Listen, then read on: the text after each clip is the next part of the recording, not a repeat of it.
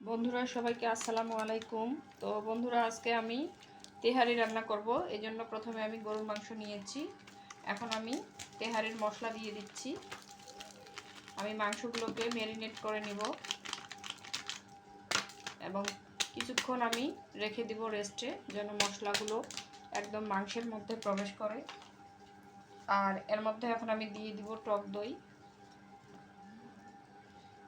তো টক দই দিয়ে আমি ভালোভাবে ম্যারিনেট করে নিব বন্ধুরা।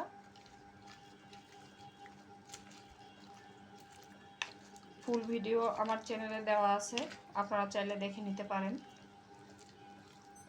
রমজানের স্পেশাল তেহারি, খুবই মজাদার একটা রেসিপি। তো বন্ধুরা মাংসটা ম্যারিনেট করা হয়ে গিয়েছে, এখন আমি কিছুক্ষণ রেস্টে রেখে দিব। আর যখন আমি রান্না করব তখন এক্সট্রা আমি আরও আদা রসুন দিব, তো তাহলে রান্নার স্বাদ বহুগুণে বেড়ে যায়। তো সবাই ভালো থাকবেন।